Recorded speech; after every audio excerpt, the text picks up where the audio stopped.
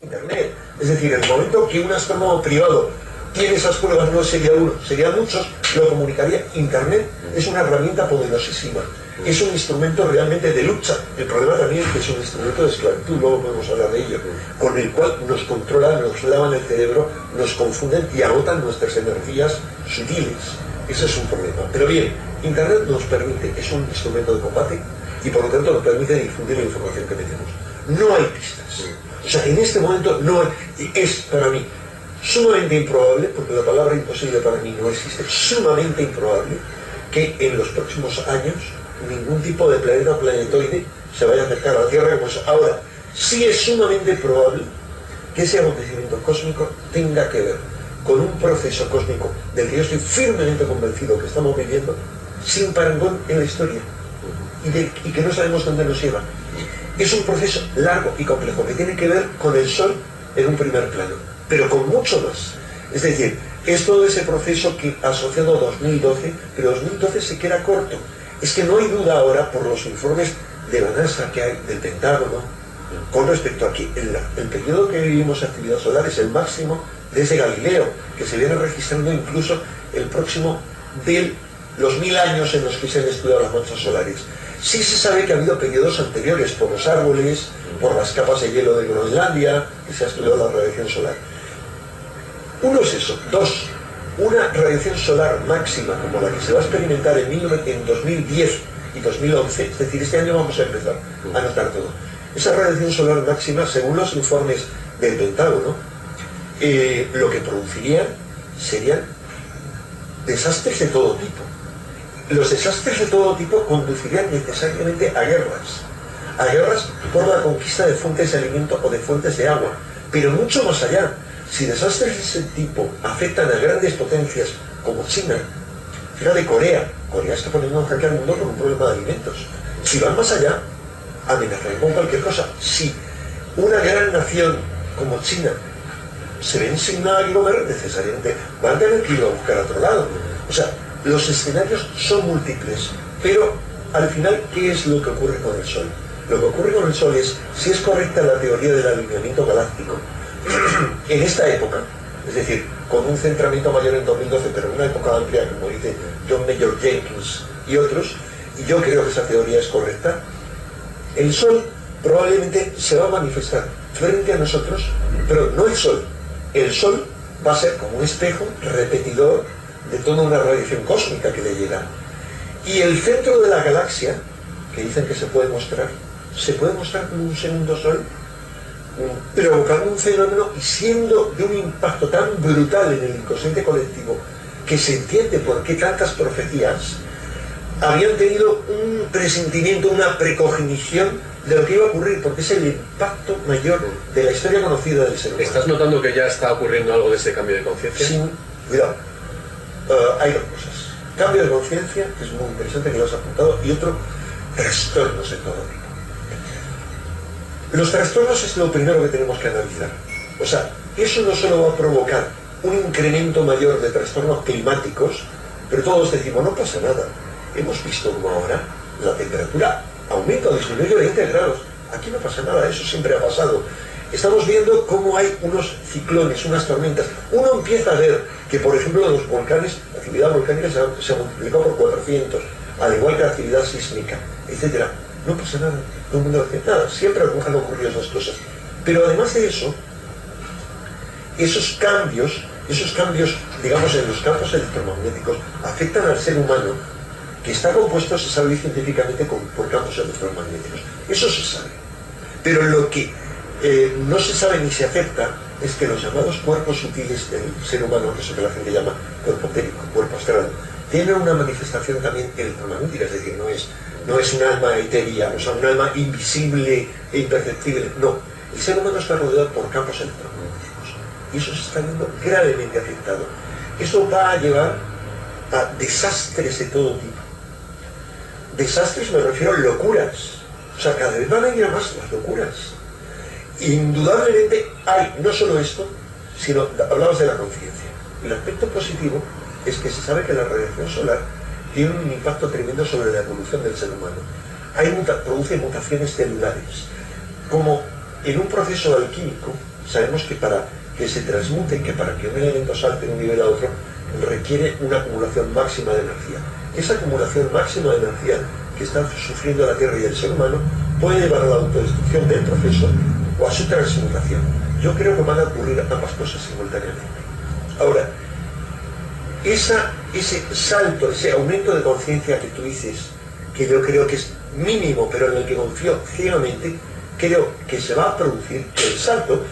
Este es un proceso muy estable. Yo soy muy escéptico.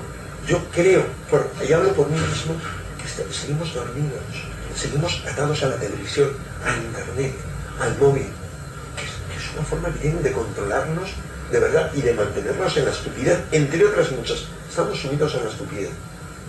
Pero creo que afortunadamente los acontecimientos que van a seguir ocurriendo, acontecimientos impresionantes de todo tipo, no solo del tipo que te he dicho, sino de repente manifestación de gente con determinadas posturas, sorprendente, posturas en un sentido u otro, gente que de repente se presenten como los salvadores de la humanidad, o gente que se represente en una postura opuesta a ellos. Este conjunto de acontecimientos que se va a manifestar, va a empezar a manifestarse con más intensidad ya este año, los acontecimientos que se produzcan van a ser tan fuertes que van a empezar a despertarnos realmente. A gente como a ti y a mí, que sinceramente, Rafa, yo creo que estamos muy dormidos. Va a ser tal el impacto que vamos a decir, o sea, no tenemos más remedio que despertar. O sea, va a ser un salto, va a haber saltos. Y creo que esa evolución está siendo conducida también por seres que están ligados a la Tierra y por seres de fuera de la Tierra, pero sobre todo seres ligados a la Tierra. Yo creo que es, digamos, un paso importante o una conclusión de un proceso de miles de años. Bueno, estás sugiriendo, o por lo menos, o intuyo yo de lo que has dicho, que puede aparecer una figura anticrística, ¿no?, que intente amalgamar a la población en un sentido negativo. Bueno, eso lo dices tú. No, cuidado, negativo. No, es decir, falsos salvadores. No, falsos o lo que sea. Vamos a ver. ¿Creéis en el anticristo? ¿Creéis que puede aparecer el anticristo? Sí, es un arquetipo. Pero como una persona, como una... No, es un arquetipo. Como una energía. No, vamos a ver. Un arquetipo es un arquetipo. Te pongo ejemplo de arquetipo. Un arquetipo, por ejemplo, es la figura del gran monarca. ¿Has oído hablar de ella? Es un arquetipo francés. Un arquetipo, o sea, una figura mesiánica es un arquetipo. ¿Qué ocurre? ¿El gran monarca está por venir o ha venido? Ha habido ya grandes monarcas. Napoleón era un gran monarca, nacido como se dice el gran monarca en una isla, en la isla de Córcega, que dijo en un determinado momento, la corona está en el río, solo hace falta saber. Santiago, buenas noches y bienvenido. Hola, buenas noches. Santiago Camacho es periodista de investigación caracterizado sobre todo por la denuncia y controversia de la que siempre ha hecho gala en todos sus libros, como por ejemplo 20 grandes conspiraciones de la historia, las cloacas del imperio, la conspiración de los Illuminati, y ahora con su nuevo y último libro, que es Biografía no autorizada del Vaticano: nazismo, finanzas secretas, mafia, diplomacia oculta y crímenes en la Santa Sede. Santiago, ya sabes que a partir de este libro te puedes considerar ya excomulgado. Pues creo que técnicamente sí, pero vamos, de momento nadie me ha notificado oficialmente nada. No te lo han notificado, ¿no? No, de momento no. Bueno.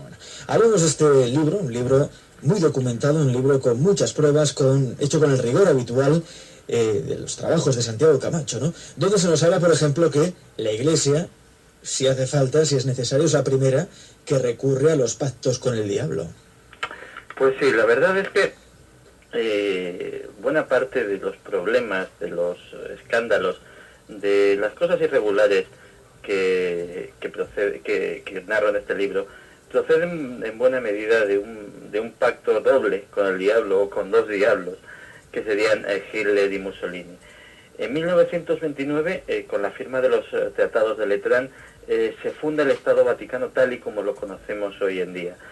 Esa firma no solamente lleva aparejada la creación del Vaticano como un Estado soberano, como un Estado independiente, sino además una compensación económica muy importante por parte del gobierno italiano, del gobierno fascista de Mussolini, en concepto de reparación por la pérdida de los estados pontificios. Años después, con la Alemania de Hitler, se firma un concordato, un tratado de similares características, que también lleva aparejada una cláusula económica importantísima. Es ese dinero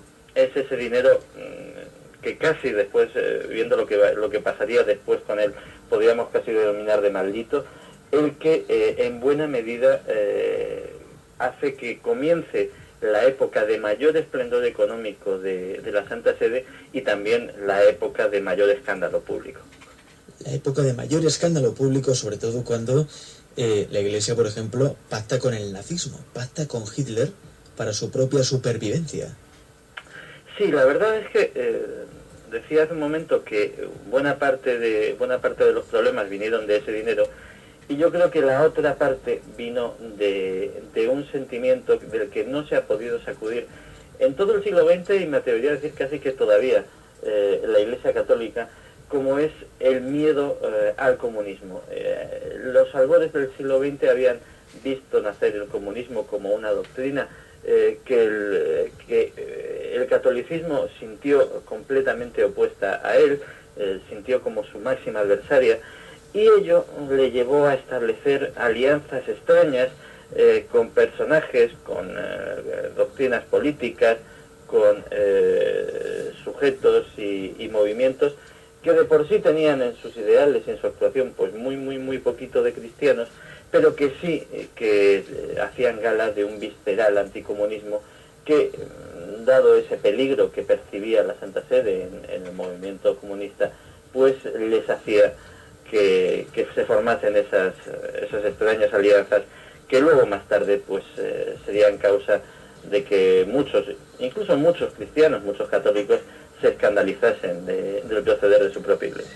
El sucesor en el trono papal de Juan XXIII, Pablo VI, decidió dejar las finanzas vaticanas en manos de Michel Sindona, un hábil banquero cuya vida parece sacada de la película El Padrino.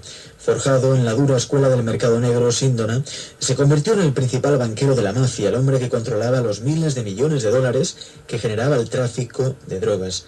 De ahí al Vaticano solo había un paso. Esto es lo que leemos del libro Biografía no autorizada del Vaticano de Santiago Camacho. Así parece que también la mafia tenía, y de hecho quién sabe si tiene aún, tratos con el Vaticano, Santiago. No, ahora mismo se puede decir que en ese sentido, hombre, puede que ignoremos mucho, pero